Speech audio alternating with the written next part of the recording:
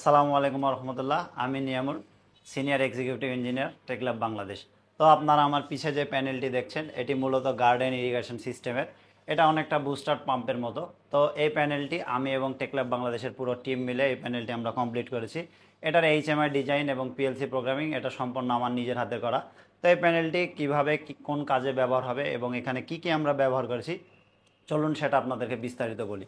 তো শুরুতেই এই প্যানেলের এখানে আমরা দেখতে পাচ্ছি একটা এইচএমআই, যেটা ডেল্টা ব্র্যান্ডের। এখানে একটা ইমার্জেন্সি স্টপ সুইচ ব্যবহার করা হয়েছে। এখানে সিলেক্টর সুইচ, অটো ম্যানুয়ালের জন্য পুশ সুইচ ব্যবহার করা হয়েছে। তো এই সিলেক্টর সুইচগুলো প্রত্যেকটা অটো ম্যানুয়াল আছে। আমরা যদি এটা এই দিকে দিই তো ম্যানুয়ালি প্রত্যেকটা আমাদের ম্যানুয়ালিভাবে অন হবে। এখানে ম্যানুয়াল দেওয়ার পর এটা চাপ দিলে আমাদের স্টার ডেল্টার যে কন্ট্যাক্টগুলো আছে সেগুলো অন হবে। এটা স্টপ সুইচ। এবং এটা ডান দিকে দিলে আমাদের অটো মোডে হবে। তো এই প্যানেলের ভিতরে এছাড়া আমরা কি কি ব্যবহার করছি সেগুলো আপনাদেরকে প্রথমে দেখাই। এখানে একটি এমসিসিবি আছে 200 অ্যাম্পিয়ারের।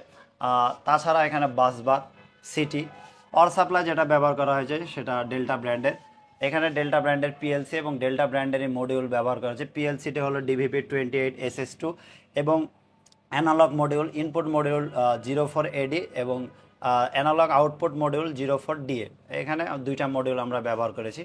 এখানে সার্কিট ব্রেকার স্নাইডার ব্র্যান্ডের রয়েছে। সিলেক্টের এখানে আমরা ফেচ ফেলো রিলে ব্যবহার করেছি। এছাড়াও এখানে আমাদের ম্যাগনেটিক কন্ট্যাক্টর ব্যবহার করা হয়েছে তিনটা, স্টার ডেল্টার জন্য তিনটা ম্যাগনেটিক কন্ট্যাক্টর এবং এখানে রিলে ব্যবহার করা আছে। একটা সকেট দিয়েছি আমরা ফিল্ডে কাজ করার আমাদের নিজেদের সুবিধার্থে। এখানে তিনটা টেক ড্রাইভার, এটা সম্পূর্ণ আমাদের নিজস্ব ব্র্যান্ড। এখানে তিনটা টেক ড্রাইভার আছে, যে ভিএফডি আছে এগুলো 18.5 কিলোওয়াটের।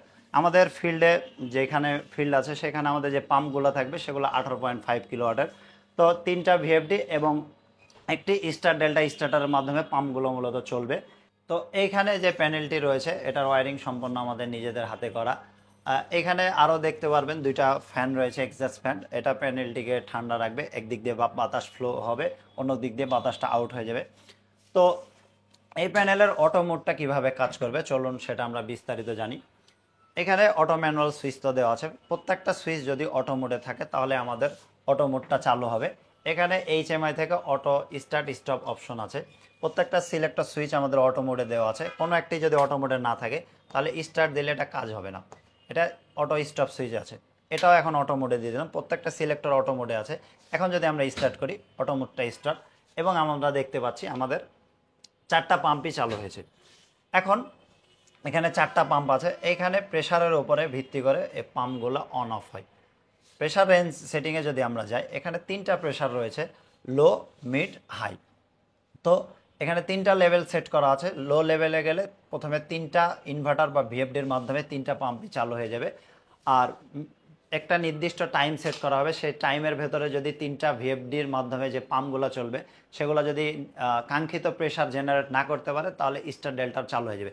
স্টার ডেল্টার মাধ্যমে যে পাম্পটি চলবে সেটা হলো স্ট্যান্ড বাই। এছাড়াও মিড প্রেশার রয়েছে। মিড প্রেশারে দুইটা পাম্প চলবে এবং যখন হাই প্রেশার যাবে একটা পাম্প চলবে। তো হাই প্রেশারে যদি কোনো একটি নির্দিষ্ট পাম্প একটাই চলে সে পাম্পটা অনেক হিট হয়ে যাবে এবং পাম্পটা নষ্ট হয়ে যাওয়ার সম্ভাবনা থাকবে। তো সেই ক্ষেত্রে হাই প্রেশারে যখন থাকবে, হাই প্রেশারের জন্য আমরা একটা টাইম সেট করে দিতে পারবো, সিস্টেম সিকোয়েন্স টাইম।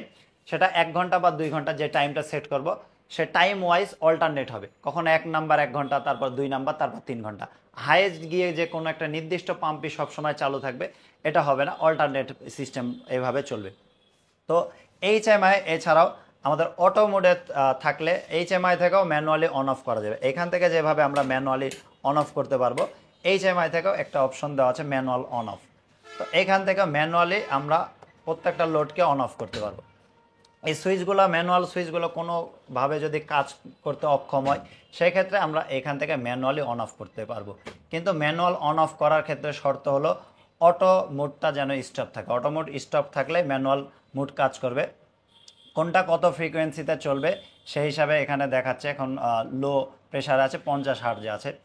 এইখানে লো হার্টজ, মিড হার্টজ এবং হাই হার্টজ তিনটা ফ্রিকোয়েন্সি সেট করা দেওয়া আছে। যখন লো প্রেশারে থাকবে তখন সর্বোচ্চ ফ্রিকোয়েন্সি, মিড প্রেশারে থাকবে মিড ফ্রিকোয়েন্সিতে এবং হাই প্রেশারে যখন থাকবে তখন লো ফ্রিকোয়েন্সিতে চলবে।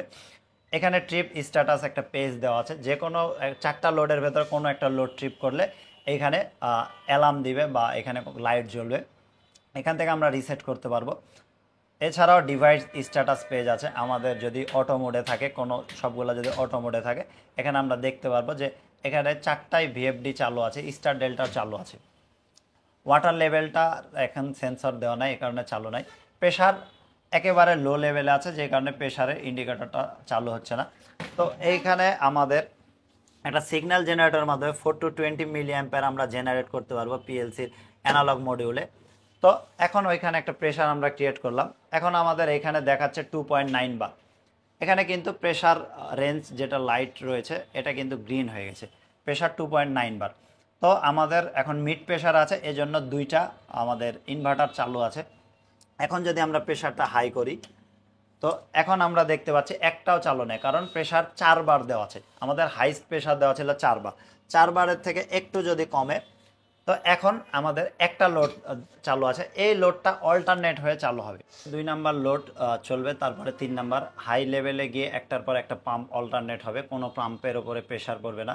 তো এই ধরনের যে ইলেকট্রিক্যাল প্যানেল রয়েছে, ইলেকট্রিক্যাল প্যানেলের ওয়ারিং থেকে ম্যানুফ্যাকচারিং থেকে শুরু করে সকল ধরনের কাজ আমরা টেকলাব বাংলাদেশের টিম করে থাকি। বিভিন্ন ধরনের প্লান্ট অটোমেশন, ইটিপি, এসটিপি, ডাব্লিউটিপি, এই ধরনের প্লান্টের অটোমেশন আমরা নিজেরাই করে থাকি। বিভিন্ন মেশিনের যে অটোমেশন প্রোগ্রামিং, এগুলো টেকল্যাব বাংলাদেশ তাদের সুদক্ষ হাতে করে থাকে।